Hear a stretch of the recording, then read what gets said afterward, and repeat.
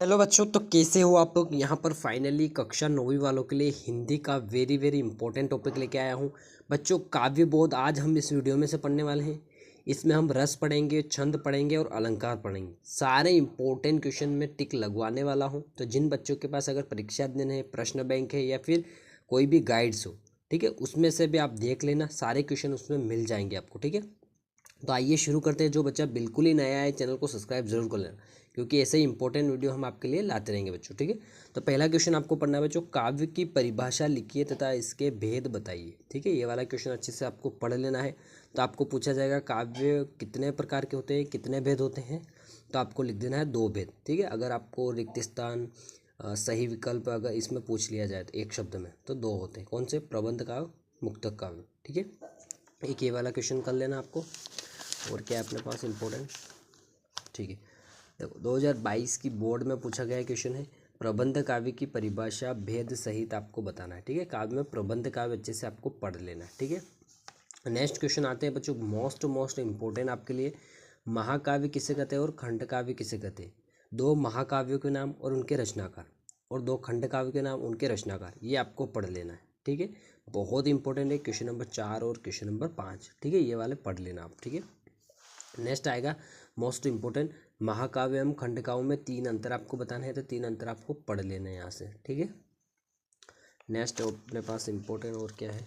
ठीक है, देखो 2022 की बोर्ड में पूछा गया क्वेश्चन है ये वाला, मुक्त काव्य की परिभाषा आपको पढ़ लेनी एक बार। ठीक है, और पाठ्य मुक्त एवं गेय मुक्त में 2 अंतर, ये वाला देख लेना एक बार।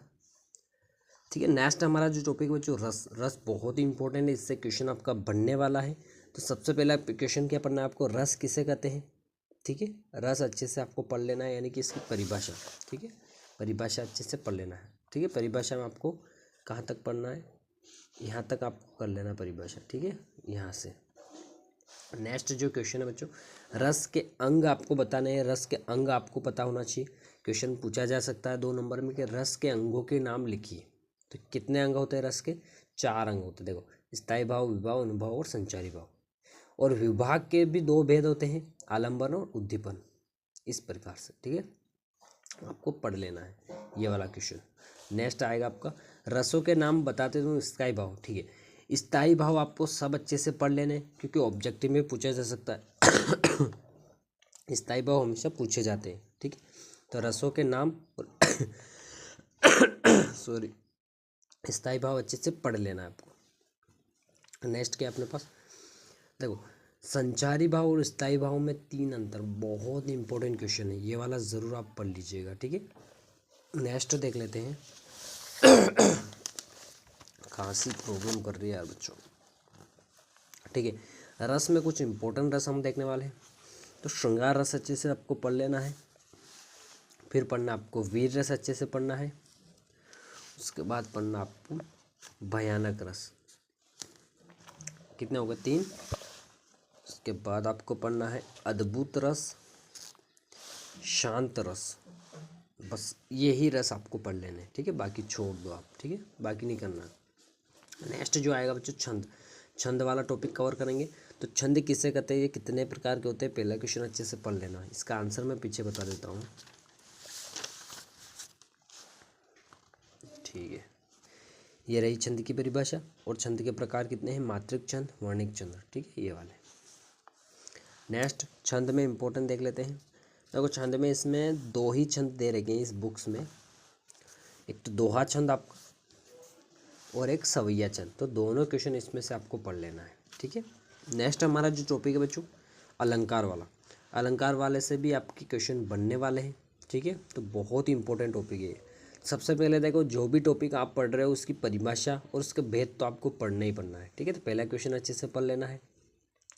अनुप्रास में क्या क्या इंपॉर्टेंट अनुप्रास है आपके लिए, सॉरी अलंकार में कौन कौन से इंपॉर्टेंट आपके लिए है। तो अनुप्रास अलंकार हो जाएगा पहला क्वेश्चन। ठीक है, ये वाला। फिर आपका होगा यमक अलंकार, आपको पढ़ लेना है। फिर उपमा पढ़ लेना अच्छे से। आपका उत्प्रेक्षा हो जाएगा। ठीक है, उत्प्रेक्षा हो गया। मानवीकरण अलंकार, इसको अभी छोड़ देना। ठीक है। और जो बच्चे याद करना चाहते हैं तो एक बार ज़रूर पढ़ लीजिएगा, ठीक है। कभी कभी क्या होता है, जो क्वेश्चन हम छोड़ देते हैं वही क्वेश्चन पूछा जा सकता है, ठीक है। ऐसा बहुत सी बार हो चुका है, ठीक है। क्योंकि हमने इसमें सारे अनुप्रास जैसे कि सारे अलंकार हमने कंप्लीट किए, इसमें 1 2 3 4 हमने याद कर लिए, एक छोड़ दिया तो वही पूछ लिया, इस तरीके से होता है। तो ये भी आप कर ही लेना बच्चों, ठीक है। वस्तुनिष्ठ प्रश्न हम देख लेते हैं कुछ इंपॉर्टेंट। देखो, काव्य के भेद माने जाते हैं तो 2, ठीक है। कुछ ऑब्जेक्टिव क्वेश्चन भी हम यहाँ पर देखने वाले हैं। देखो, रसात्मक वाक्य में काव्य में परिभाषा किसकी है? आचार्य विश्वनाथ जी की। श्रृंगार रस का स्थायी भाव क्या है आपका? रति। जीवन का विस्तृत चित्रण किस काव्य में होता है? महाकाव्य में। काव्य की शोभा बढ़ाने वाले धर्म या तत्व को क्या बोलेंगे? अलंकार। वीर रस का स्थायी भाव उत्साह। पीपर पात सरिस माने डोला में अलंकार है उपमा। दोहा छंद में कितनी मात्रा है? 24। रघुपति रागम राजा राम में कौन सा अलंकार है? अनुप्रास।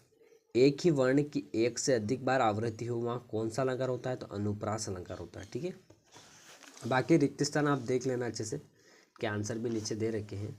जिन बच्चों के पास अगर ये वाली गाइड नहीं है तो स्क्रीनशॉट ले लेना आप, ठीक है। ये वाले और बता देता हूँ मैं, ये सारे इंपॉर्टेंट, इसका भी स्क्रीनशॉट ले लो और सही जोड़ियों का भी स्क्रीनशॉट आप ले सकते हो, ठीक है, आंसर सहित, ठीक है। एक शब्द एक वाक्य वाले देख लीजिए, ये वाले, इनके आंसर मैं पीछे आपको बता देता हूँ। ये आंसर है इनके ना, ठीक है। नेक्स्ट वीडियो में गद्य की सारी विधाओं का हम परिचय देखने वाले हैं। नाटक, एकांकी, कहानी, उपन्यास, सारी चीज़ें हम कवर करने वाले बच्चों, ठीक है। तो मिलते हैं नेक्स्ट वीडियो में, अभी के लिए इतना ही। थैंक यू बच्चों।